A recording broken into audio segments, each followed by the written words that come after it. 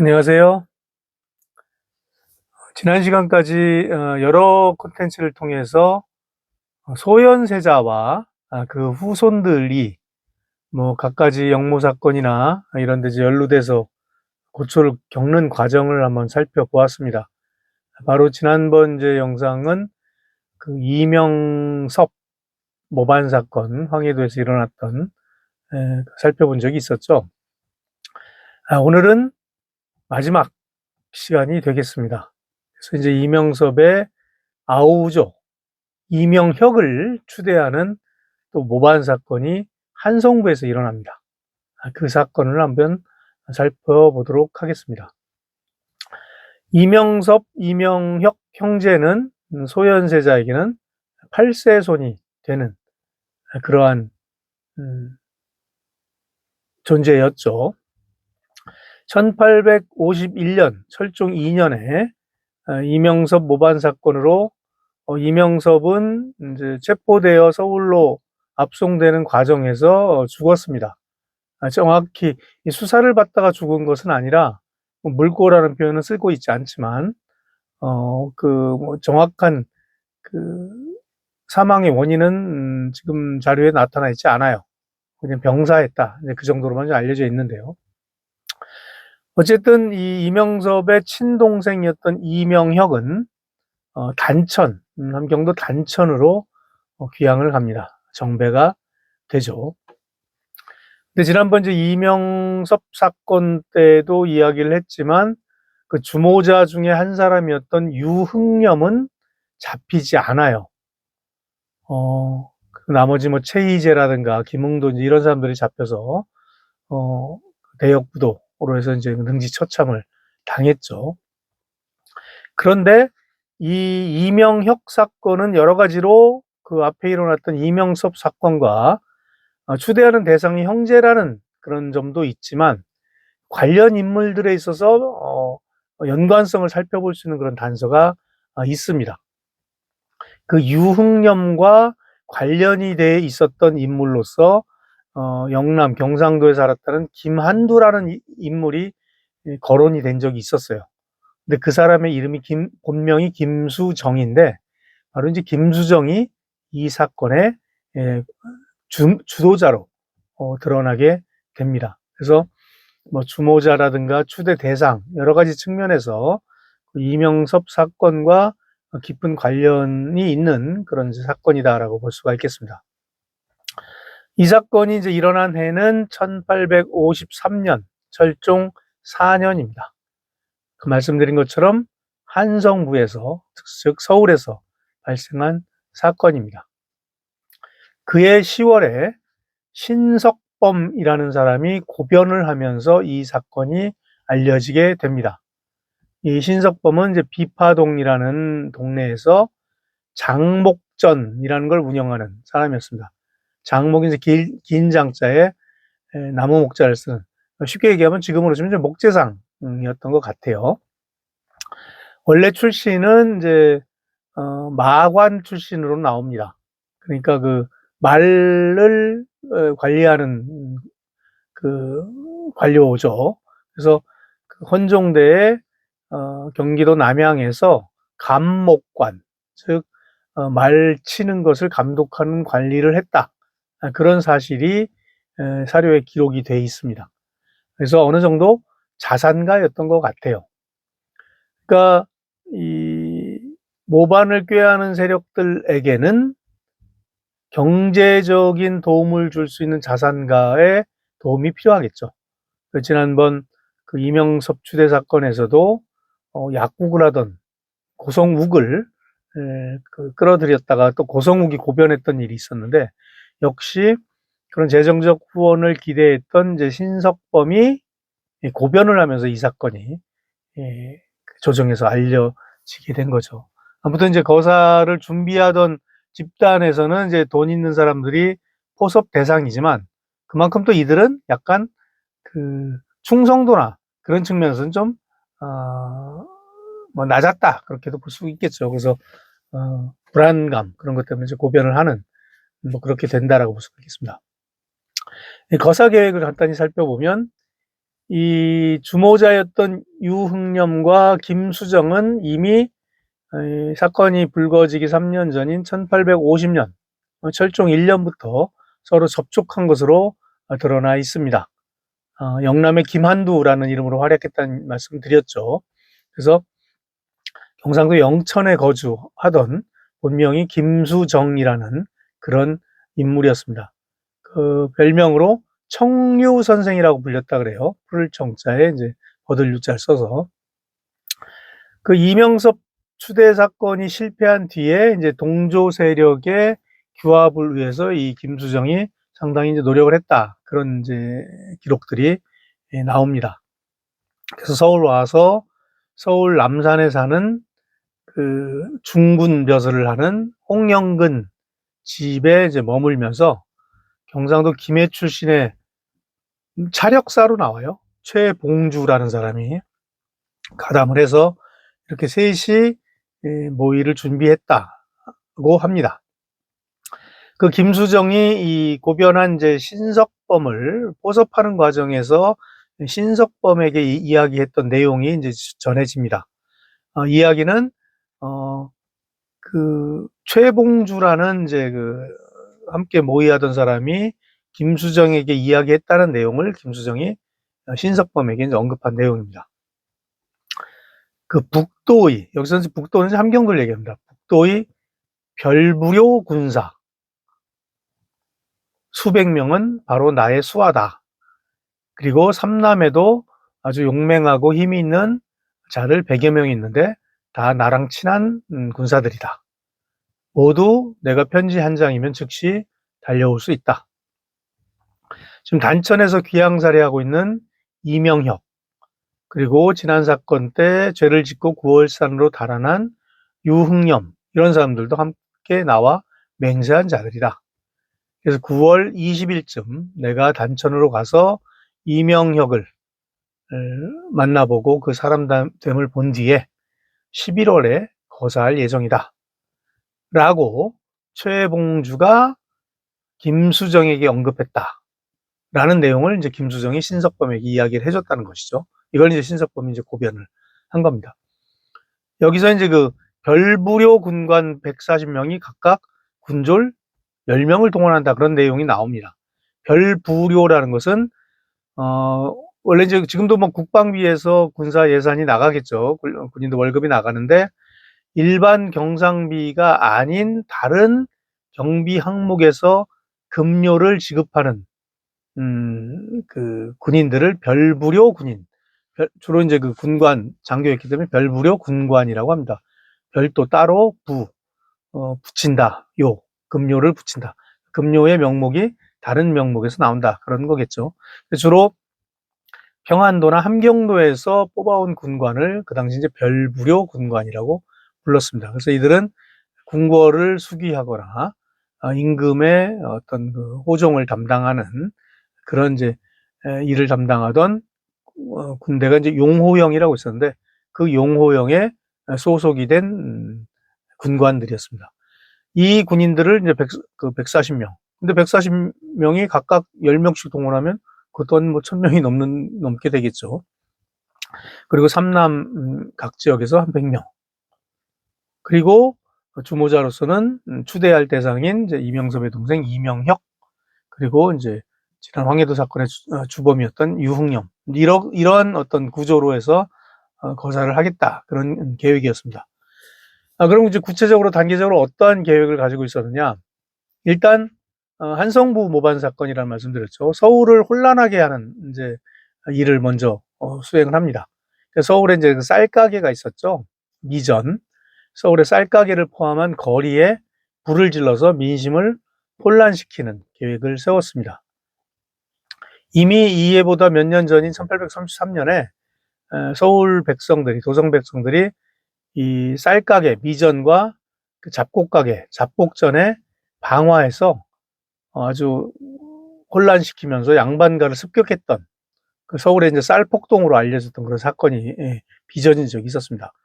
뭐 지금이야 여러 가지 우리가 뭐 식재료도 많고 하지만 지금 뭐 쌀을 안 먹는다고 해서 걱정이지만 그 당시는 쌀이 가장 중요한 식재료일 때죠. 그러니까 쌀가게가 불을 난다는 것은 그 당시 어떻게 보면 경제를 굉장히 혼란시키는 그런 일이었습니다. 그래서 그렇게 해서 민심을 혼란시킨 뒤에 아까 말씀드렸던 이제 별부료 군관들을 동원을 하는 거죠. 중군이었던 최봉주가 그 100명의 별부료를 동원하는데 이들이 각각 10명씩의 군사를 동원한 1000명의 군사가 이제 동원이 되는 것이고요.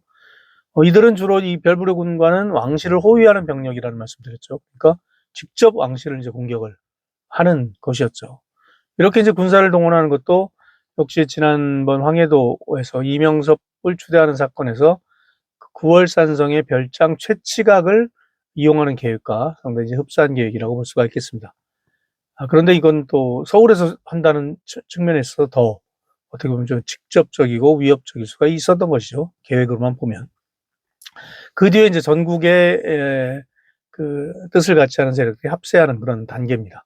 도성에서 변란이 발생하면 9월산에 이제 도망가 있던 지난번 사건의 주범이었던 이제 유흥염이 이제 합세를 해서 도성에 진입하고 멀리 이제 그 경상도 동네에 군사도 와서 연합 공격을 하겠다.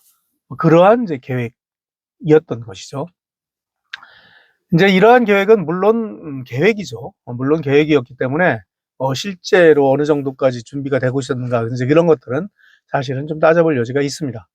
근데 이제 여기서 우리가 이제 주목할 것은 전국을 유랑하면서 이렇게 모반을 준비하는 유랑 지식인들이 이 당시 이제 여러 가지 사건의 주역으로 등장을 하고 있었습니다. 바로 이제 이 사건의 주범이었던 그 김수정과 최봉주가 바로 이제 그러한 인물들이었습니다. 이들은 공통점이 풍수지리, 지술, 땅을 볼 줄 아는 그런 술법들이 있었다고요. 그래서 그 땅을 본다는 이유로 전국을 유랑하며 다니면서 거사를 이제 준비를 했던 것 같습니다. 그리고 술법을 안다거나 도인이라거나 또 최봉주는 차력사로 알려져 있었거든요. 차력을 한다거나 뭐 이런 식으로 해서 동조자들을 규합을 했던 것 같습니다. 신석범한테 접근했던 계기도 바로 이 아까 얘기했던 풍수지리와 관련이 있었던 것 같습니다. 그 당시 이제 신석범이 상처를 했다고 합니다. 아내를 잃었던 것 같은데, 그래서 이 신석범이 이제 용한 풍수쟁이를 구한다고 하니까 자기들이 이제 땅을 잘 본다라고 해서 접근을 했던 것 같아요. 그리고 이제 이들은 일정한 이제 사상적, 정치적 배경을 가지고 있었던 상황이었습니다.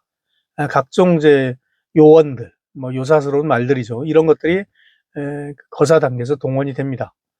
이를테면 뭐 세장 불구지설 그런 표현이 나와요. 세상은 장차 오래가지 못한다. 뭐 어떻게 보면 오늘날 종말론과 비슷한 것이라고 볼 수 있겠죠. 그리고 이 당시 이제 혜성이 나타난 것 같아요. 꼬리별. 또 혜성이 나타나면 혜성은 이제 일반적으로 볼 수 있는 별들이 아니니까 되게 불길하게 봤죠. 이게 또 세상이 바뀔 수 있는 징조다 그렇게 봤던 것 같습니다. 거기다가 이명혁이라고 하는 소현세자의 후손이 동원이 됐던 것이죠. 8세손이었던 이명혁을 추대해서 이제 왕으로 삼겠다 그런 계획을 갖고 있었습니다. 그리고 주모자인 이제 김수정은 병조판서를 맡고 최봉주는 삼도 통제사 임진왜란때 이제 이순신 장군이 맡았던 것이죠. 그걸 이제 맡도록 그렇게 자기들끼리는 아마 그 계획이 돼 있었던 것 같습니다. 그리고 이 당시는 상당히 대외 정세가 불안했던 그런 시기였습니다. 그래서 일본이 장차 쳐들어올 것이다. 그러니까 외가 침입할 것이다. 라고 하면서 자기들이 마치 일본과 관련이 있는 것처럼 암시를 했던 것 같아요. 뭐 실제 일본과 무슨 연계가 되고 있었다. 그런 근거는 없습니다. 민심을 아마 술렁이게 하려는, 동요시키려는 그런 목적이 아니었을까 싶습니다. 그 당시 이제 이 거사의 구조와 성격을 좀 살펴볼 텐데요. 일단 한성부에서 일어난 별난 사건이라는 것이 주목이 됩니다. 그동안 있었던 사건은 뭐 황해도라든가 지방에서 일어난 사건들이 상당히 많았죠.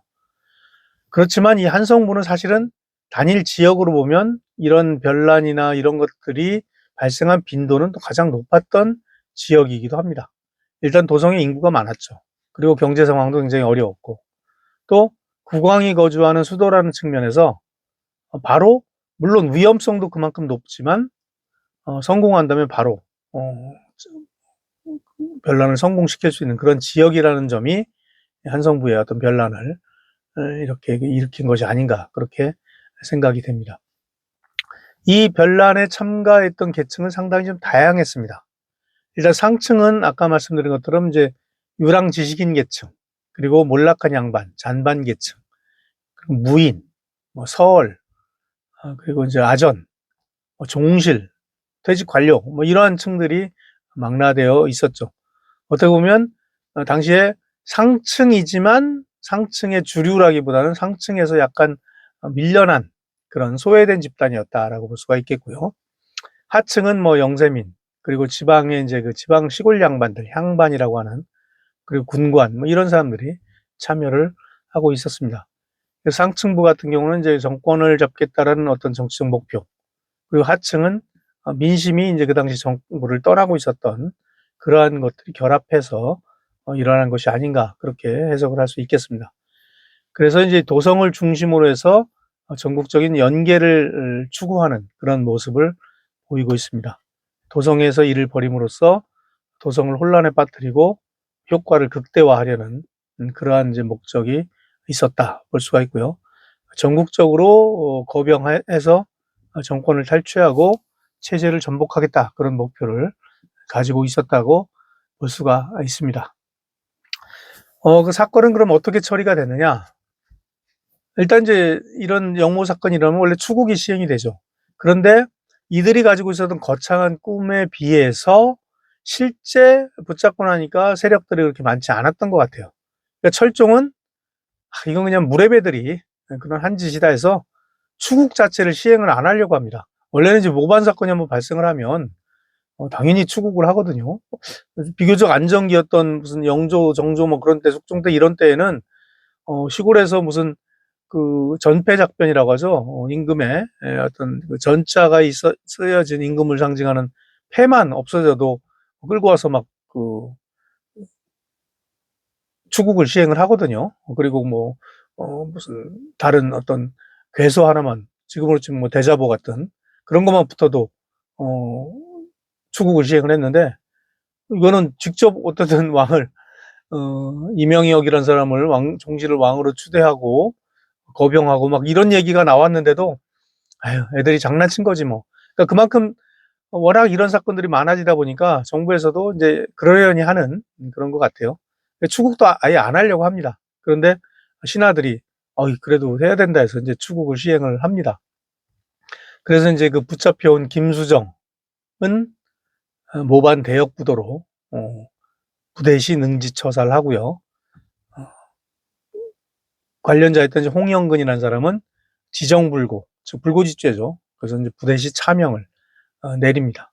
그리고 그 이명혁은 그 당시 단천에 있었는데, 물론 이제 신하들은 역시 어쨌든 추대 대상이었으니까 죽이라고 요청을 하지만 유배지만 바꿉니다. 제주도로 보냅니다. 제주로 보내는 선에서 이제 마치게 되고요. 최봉주는 영암의 추자도.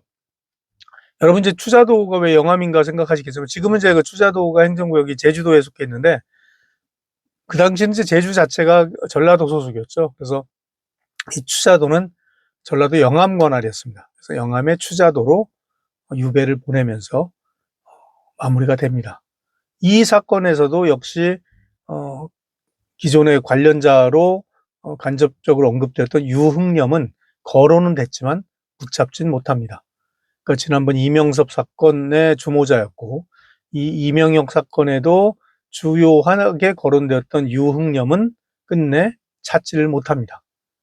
구월산으로 들어갔다는 이야기만 전해지고 과연 어떻게 되었는지 그 끝까지 그 사람의 행방, 그것은 이제 알지 못한 채로 마무리가 되게 됩니다.